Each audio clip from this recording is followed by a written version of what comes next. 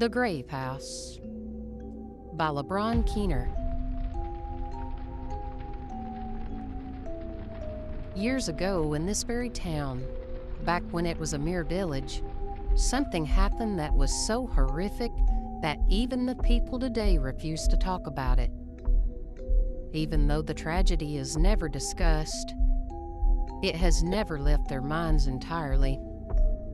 There it stays buried like the bodies buried in the cellar of that stately home forever renamed the Grave House.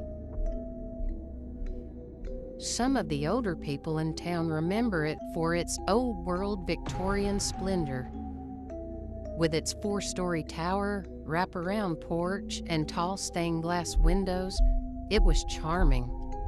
Shaded by 4 grand magnolia trees and arbors of beautiful climbing roses in the yard, Elmwood Hall was a welcome sight to the town. The Oliver family was just as welcome a sight as the home they lived in. Franklin Oliver, along with his wife Elizabeth, had 3 children, 2 boys and a girl.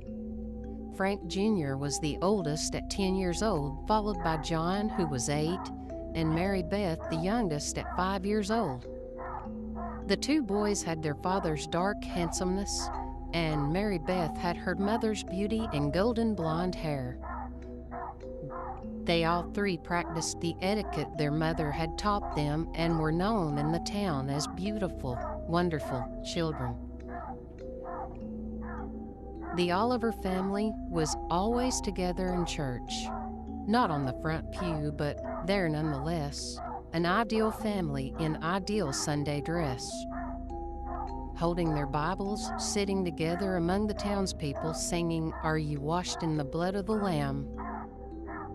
After church, they would walk back to Elmwood Hall together, father, mother, and children, an ideal family, until 1927.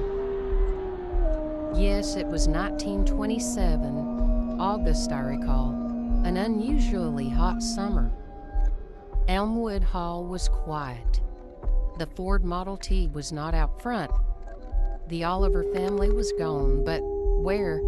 No one knew. A few of the townspeople gossiped, concurring that they were simply visiting relatives.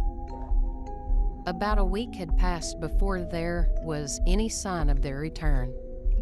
On Saturday, the Ford Model T was parked in front of the house, but no one caught sight of the Oliver family. Sunday church service began without the Olivers. They were in town. They had to be. People began whispering theories to one another while the pianist finished the opening song. In the middle of the sermon, Frank Oliver opened the double doors which led to the sanctuary of the church. Everyone turned and looked at him quietly. Even the pastor stopped preaching and stared. Frank Oliver was dressed in his black church suit and his black dress hat he wore on his head. But he appeared pale and ashen, not the handsome, dark gentleman the townspeople knew. Oddly, almost eerily, he was barefoot. He said nothing. After a few moments, he turned around and left the church, leaving the double doors open and disappearing into the sunshine as quietly as he had come. The pastor ran to the doors to offer his assistance, but Mr. Oliver continued walking toward Elmwood Hall without turning around. All that was left was his dusty, soiled footprints upon the church portico. After that Sunday morning, no one saw Franklin Oliver or any of his family for a good spell. The house stayed quiet. The Model T stayed parked in the yard, and nobody asked any questions, not until Mary Beth Oliver was seen sitting in the yard by the rose arbor rocking her doll.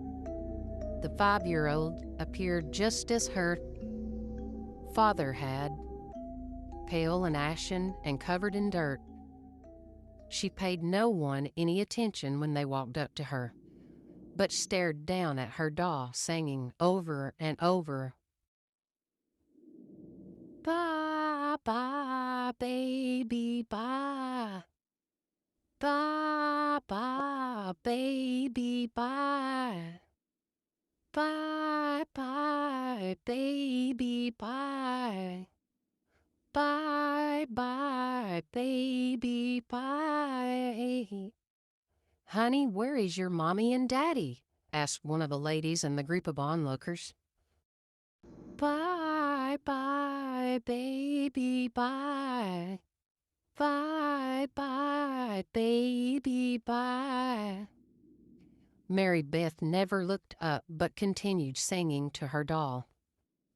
This behavior concerned the onlookers, who decided to go to the house and talk to Mr. and Mrs. Oliver. They found the front door open. The house had been completely neglected.